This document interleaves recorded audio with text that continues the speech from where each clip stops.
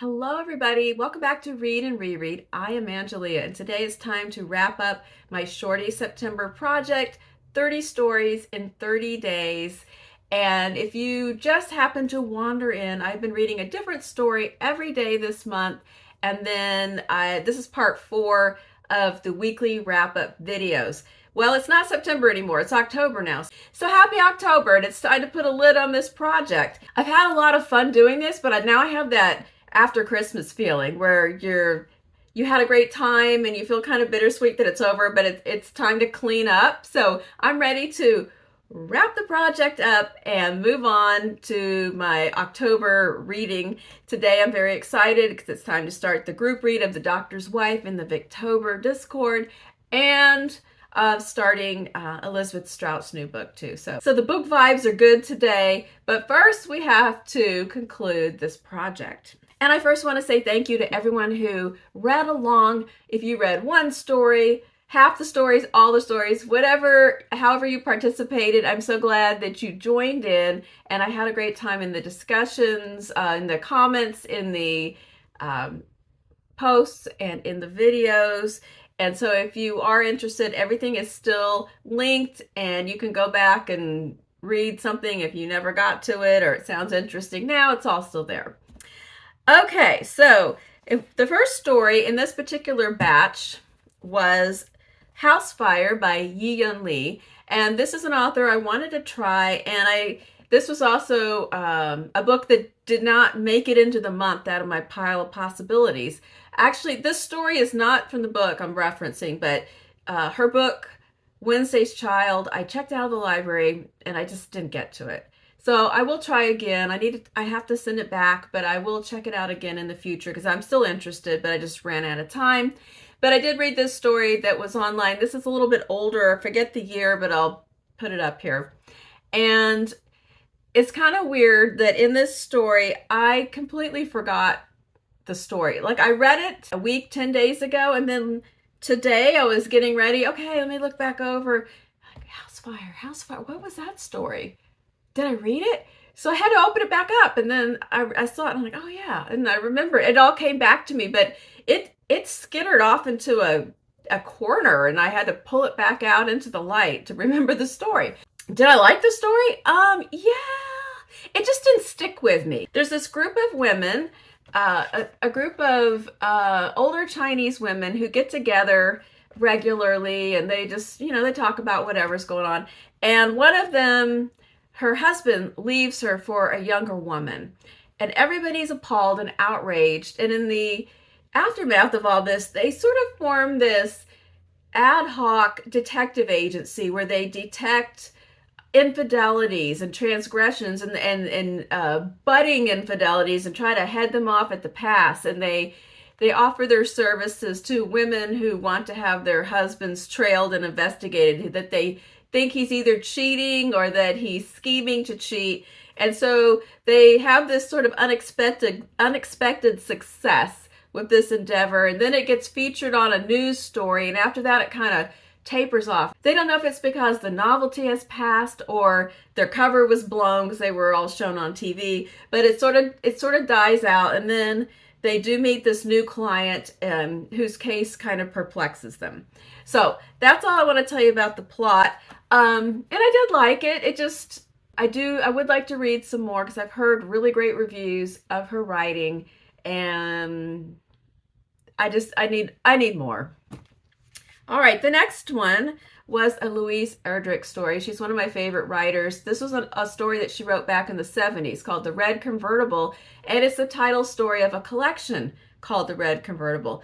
And I almost bought this book that when I was at the San Antonio Library, the bookseller, their downstairs used bookstore that is so awesome. I saw a copy of it there, and it was cheap, but I didn't get it because I have a couple of other unread Erdrich books on my shelf, and it's a big, thick collection, and I thought, I just don't want to add another one when I'm already kind of behind, and then I also want to reread a couple of ones from the past, so I thought I'll just not get that right now. In this story, There were a couple of people, and their names are so familiar. It was Henry and Lyman Lamartine are the main characters, and I know the Lamartine family has appeared in other books. She has kind of an intertwined multiverse of people that kind of come and appear in different stories throughout time. And I know the Lamartine family is in there. So Henry and Lyman are brothers. They're very close. And before Vietnam, they are, as teenagers, they are restoring an old car, this old convertible. And it's a pride and joy. And then Henry goes off to war, and Lyman is left with the car, and he's supposed to be taking excellent care of it. And he is, when Henry comes back from the war, a different person and mentally ill. Lyman is trying to figure out how to bring him back, bring his brother back, and Henry's just kind of lost and depressed and laying on the couch. And so Lyman deliberately damages the car secretly so that Henry will discover it and get motivated to have an interest in life again. And it works, maybe, or maybe not. And I don't want to tell you the rest, but it's very sad. But I love her writing, the description. There's just always this emotional, you understand the connections between people, and she can just describe the weight of a moment or of a relationship in just a few words, and that is no exception here. But it is very sad. And in this story and the next story that I'm going to discuss, the topic of suicide is part of the story. And so if that is not something if that's not a good place to read about, skip both of these stories. And the next one is Paul's Case by Willa Cather. Now, obviously, I cheated because this was in last year's lineup, but I was so intrigued with the story, and I wanted to read it again and give people another opportunity to discuss it. Nobody really discussed it, but I did. I thought about it and discussed it with myself. For this one, I had to pull out Ye Olde American Short Story Anthology again. And this is a story about a young man named Paul who is living in a suburb of Pittsburgh, just kind of suffering a dull, drab life. He's a high school student. His teachers find him exasperating. There's something, the opening of the story is wonderful. Just the description of his clothing and his attitude, and it's a teacher meeting where they're complaining about him and talking about how his attitude, and he's disrespectful, but nobody can really nail down what exactly it is that he does, and he just kind of sallies out of the meeting without anybody having been able to clearly define why he's so aggravating.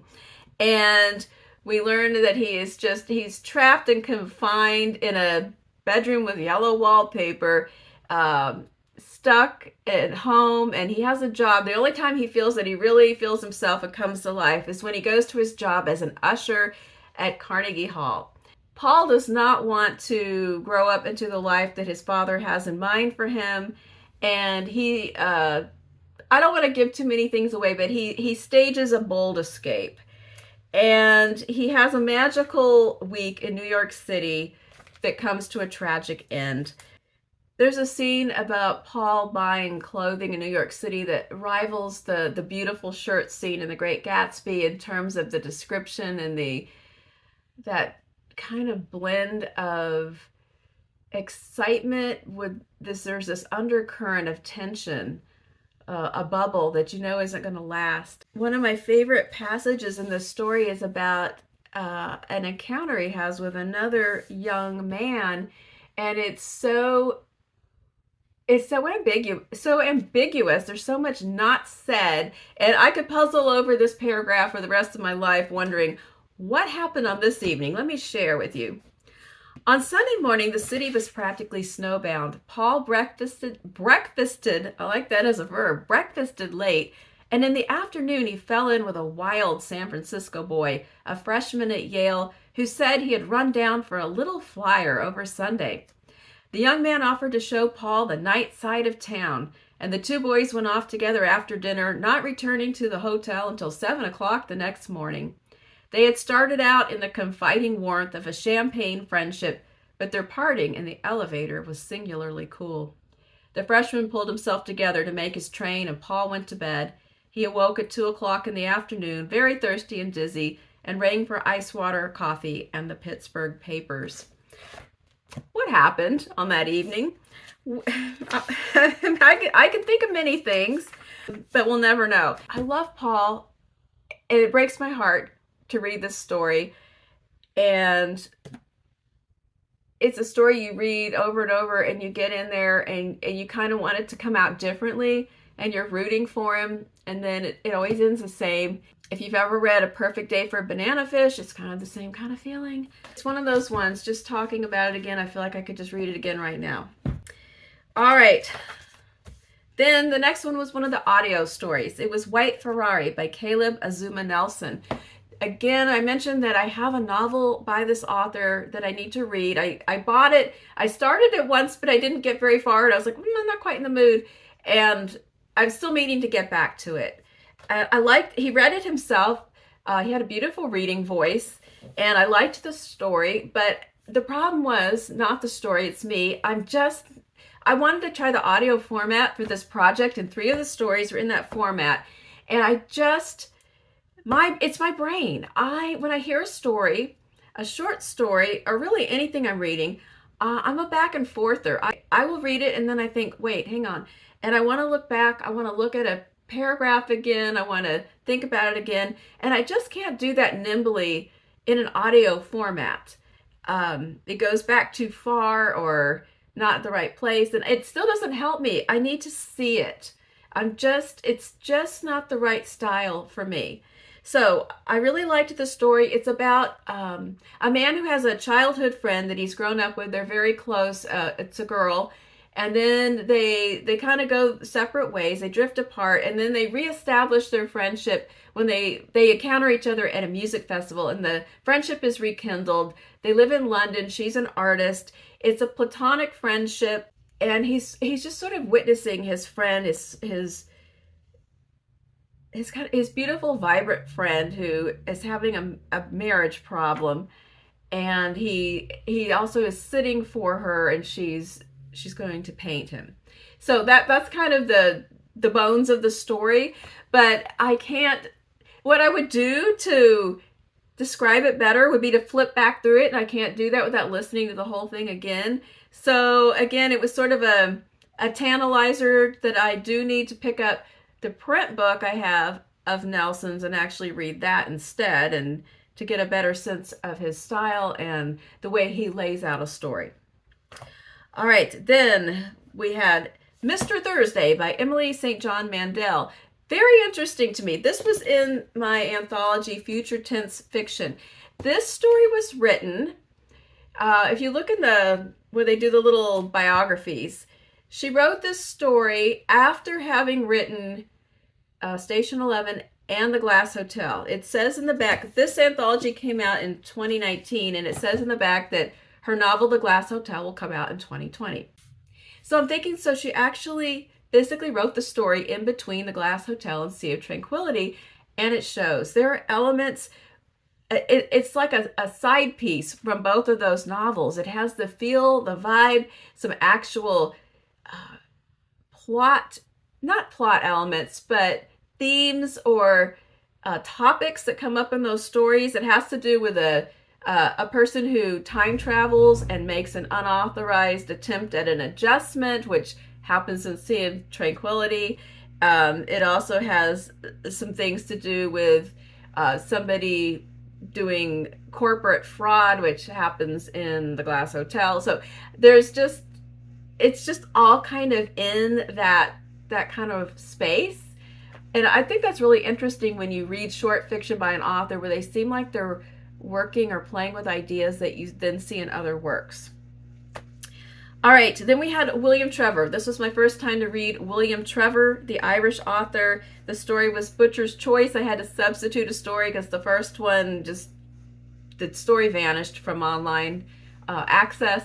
So I read Butcher's Choice. It was really good. We have this dysfunctional, dark, Irish, messed up family, problems with my father kind of situation. That's That's always good stuff. Definitely would like to read some more William Trevor. It's a story from the point of view of a little boy whose father is the town butcher, and he takes on an apprentice who is learning the trade, who has been around to this and that places and different jobs, and he's very intrigued with this man. His father is gruff and tired and busy, but this man has time to come in and visit with him and read him stories at night and have conversations with him.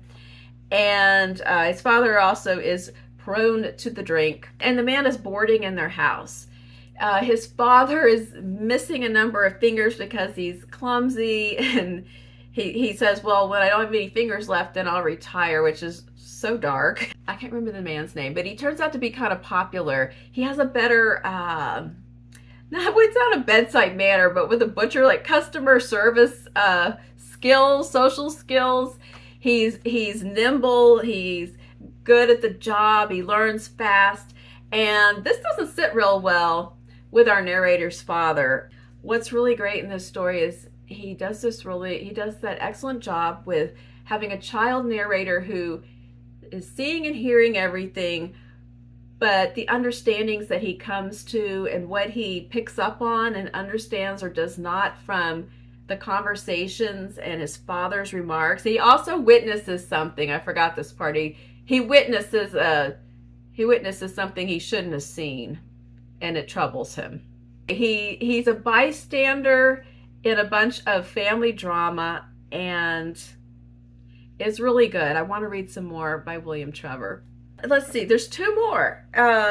We had Sandra Cisneros with the story 11. I love this story too. That story is in the collection Woman Hollering Creek. And I really love the opening of this story, which I will share with you right now. This is narrated by a girl named Rachel who is 11. She tells the story on her birthday. It's about the strong sense of self that you will have at that age, but just the struggle with the indignities and the lack of respect and being at the mercy of the adults. And so, but I love how it opens. What they don't understand about birthdays, and what they never tell you, is that when you're 11, you're also 10 and 9 and 8 and 7 and 6 and 5 and 4 and 3 and 2 and 1. And when you wake up on your 11th birthday, you expect to feel 11, but you don't.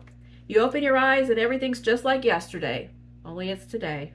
And you don't feel 11 at all. You feel like you're still 10. And you are, underneath the year that makes you 11. Like some days you might say something stupid, and that's the part of you that's still 10. Or maybe some days you might need to sit on your mama's lap because you're scared, and that's the part of you that's 5. And maybe one day when you're all grown up, maybe you'll need to cry like you're 3, and that's okay. That's what I tell Mama when she's sad and needs to cry. Maybe she's feeling 3. Because the way you grow old is kind of like an onion, or like the rings inside a tree trunk, or like my little wooden dolls that fit one inside the other, each year inside the next one. That's how being 11 years old is. And I think that's very true. I think that being 57, almost 58 in a few days, is like being 40 and 20 and 11 and 5 and 3. And I completely relate to this. And it's very, there's a whole incident about a sweater at school and the tyranny of adults when they think they know best and they won't listen to you. And she has this very realistic meltdown in the story. And it's very, very short, but intense, and which is basically how you could describe all the stories that Sandra Cisneros writes. And then, let's see, last but not least, we had Mother of Invention by Nnedi Okarafor, who is a Nigerian American or Nigerian Canadian. Better check. Yes, born in the United States to Nigerian immigrant parents. Professor at the State University of New York at Buffalo.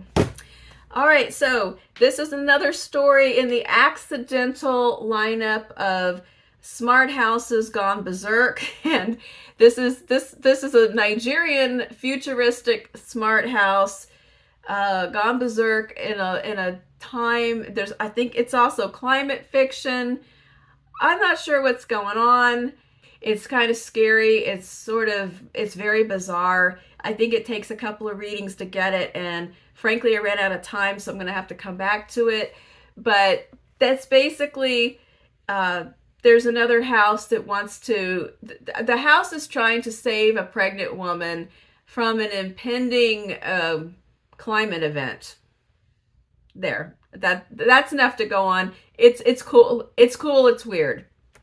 Okay, so what is the story of the week from this particular batch? My top 3 would be Paul's Case, Mr. Thursday, and 11. Although I also did like Butcher's Choice and the Red Convertible quite a lot.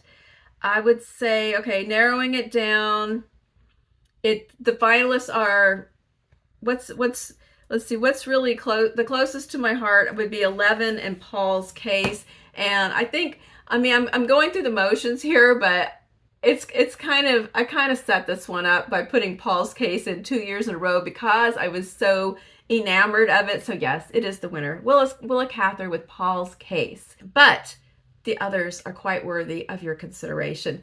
So I hope that you had a good time with my story project. I certainly did. I hope you have a great reading week kicking off October, and I will be back on Friday for Friday Reads to let you know how my week went. Take care. Bye-bye.